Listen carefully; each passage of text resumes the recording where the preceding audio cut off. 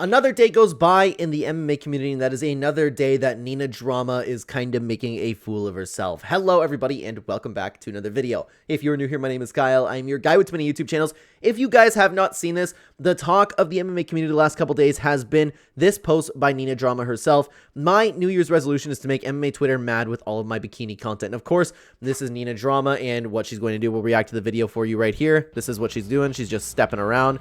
And you get the point. We're not going to watch the entire 30 seconds, but it's just her doing this, kind of showing off her body. And Nina has this strange thing where there are various reasons why a lot of MMA fans don't necessarily like her. And to be honest with you, it's not nearly all the MMA fans, because there's a lot of NPCs, there's a lot of gooners out there. The people who just want to consume MMA content have a little bit of a problem with her. Plus, she has this weird thing, like I was going to mention, I think I got a little bit off track, where she thinks it's like really, really quirky to do this stuff. Like, she's funny. It's great, like, and she thinks that she's kind of like owning the MMA community, but in reality, like, every normal person's kind of just shaking their head at what they're doing, and she's like, "Oh my god, you're mad, aren't you? You're mad." You know, you kind of see those people online where they'll say something that's like not too inflammatory, and they'll be like, "But you're mad about it. Yeah, that makes you mad. That makes you real mad.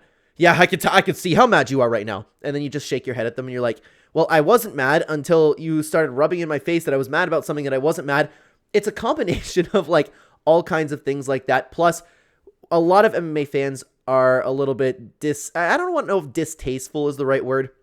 They want to consume MMA content, but with Nina Drama, what you get is this type of stuff. We can't escape it. Even the UFC is. Well, the UFC is not posting stuff like this, don't get me wrong, but you get the point. It's just like, oh my god, Nina Drama bent over in doggy style position. Haha. Like, and it's supposed to be this weird thing. And the problem with it is Nina could be so likable. When she came onto the scene, I loved watching her interviews. To be honest with you, I still watch some of her interviews. Like, depends on the fighter.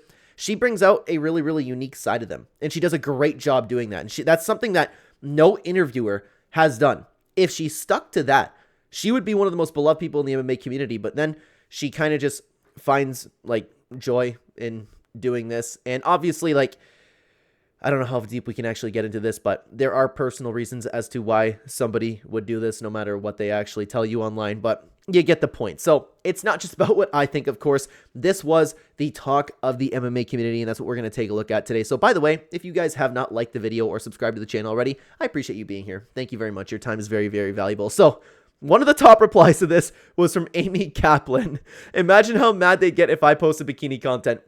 If you guys aren't familiar, Amy Kaplan is the person who ended up, she didn't start the Nina Drama MMA Guru beef, but she's the person that MMA Guru was making a fat joke to, and Nina ended up coming to her savior, right? So it's kind of funny, to be honest with you. I like to see Amy Kaplan like playing into the joke just a little bit. I know that she's like secretly like really hurt about it, but still, it's kind of like, it's funny that she's playing into it just a little bit, right? And I'm not going to go through it, but this is the entirety of the replies that you're going to get. So there was more replies over to Nina Drama on Twitter. Fight Night Freak had this to say: "Soon your whole comment section is just going to be filled with people objectifying you and leaving disgusting comments. But if that's a path you want to take, go ahead."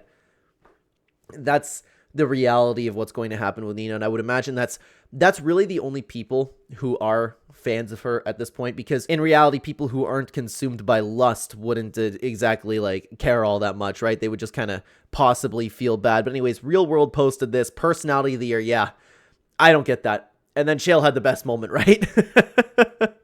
Hash slinging slasher 69420 had this to say: "I'm so angry I can't see straight. Nothing would piss me off more than you posting more bikini content." And yeah, this is like, okay, this could go one of two ways. And to be honest with you, I'm not 100% where he was going with this. It could either go where it's just like I said earlier, Nina thinks it's funny and she's quirky and she's making so many people mad, but it's more so that people just like find what she's doing annoying and nobody's actually mad at Nina Drama. Like, I did not see this on my timeline today and go, "Oh my god, I hate her. I hate her. I hate her." I just like, I shake my head at it. I continue moving on, right? So, or the other way is he's just saying that so she could post more bikini content because he finds her attractive, right? There's always the one that doesn't get it, eh? To be honest, these replies are kind of for the people where it's like, yeah, you go, girl. Nina, you post whatever you want, okay? This one I saw got quite a bit of attention over here.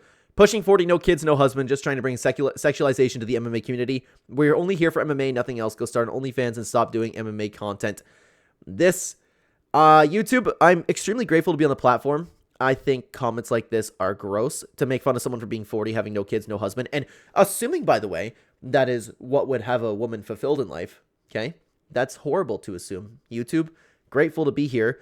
I just wanted to include that one because obviously it got a ton of attention, which, to be honest with you, it actually did. This is more of where I kind of line up, okay? Two women are great at what they do and don't need to beg for attention from a fan base where there's a lot of minors.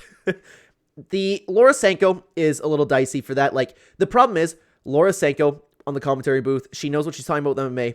She does great interviews, but Nina Drama also does great interviews. It's just like, when Laura Senko's on the UFC broadcast, she's really taking herself seriously, okay? So, she's a little bit of a special case in this, but a lot of people always point to Megan Olivi. Why do people love Megan Olivi? She's great at what she does. She keeps it classy. She's extremely professional, and she is, on top of that, a very attractive woman. Everything about Megan Olivi is how people should be doing, kind of like, I don't want to say just journalism, but the way that she works for the UFC, the way that she presents herself, she's always nice to see, no matter what. And this is why a lot of people end up comparing her to Nina Dramas, because people look at Megan Olivi, and I think that if anybody's trying to get into a field, you should maybe, I don't want to say model yourself after Megan Olivi because that's not the way to go viral, but there's a certain way to carry yourself, you know? And that's why a lot of people really like Megan.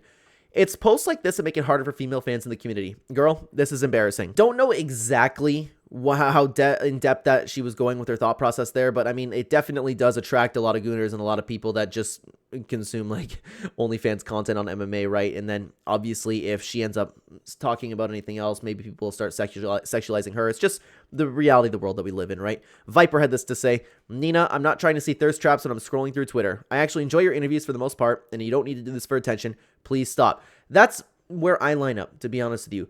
I really enjoy her interviews. She does a fantastic job. Sometimes, like, as time's been going on, she goes a little bit overboard with, you know, like, bending over and things like that. And to be honest with you, like, I agree, like, just, there's OF, there's sites for that stuff, and especially, and I do think that the guru pointed out something that's, in particular, like, important to know. There are a lot of minors that watch this stuff. It's just sad because we all know that that's the content they're going to choose to consume, because at that point in their life, very few of them can control themselves. Another UFC fan had this to say. I don't know why I said that. I just read the first line. Diehard UFC fan right here. I try my hardest not to be a hater, but she does nothing for the MMA community except show off her body and sexuality. Like, bro, we want to watch UFC stuff. If we ever wanted to see some almost 40-year-old trying to be sexy, we'd search elsewhere. That is a very good point. Like, if you're going to post content like that, there are sites for people to go and watch that type of content.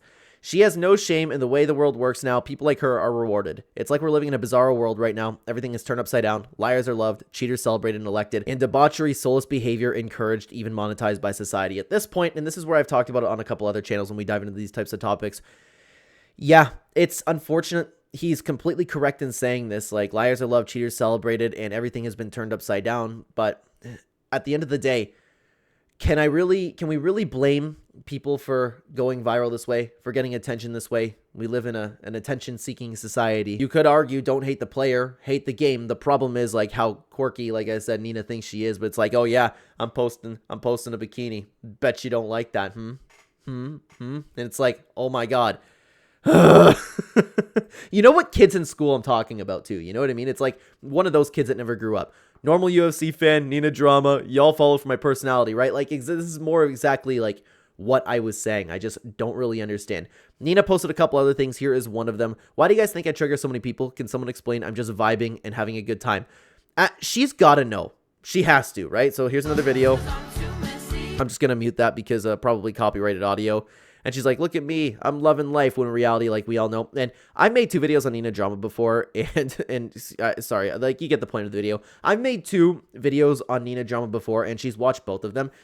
She acts like she doesn't care that people are kind of sick of her doing what she's doing, and it's kind of like, you know what it is? It's kind of like how nobody wants to see the power slap promoted on UFC pages. A lot of people don't want to see Nina Drama plastered all over UFC pages because it's literally basically like this stuff that I've just shown you right here. We come for MMA content. Unless you're an NPC, unless you're a gooner, we come for MMA content, and we want to see the UFC post MMA media like they used to. And Nina Drama, this is the thing, Nina Drama could do a fantastic job doing what she did when she first bursted on the scene. But now she is consistently posting things like this.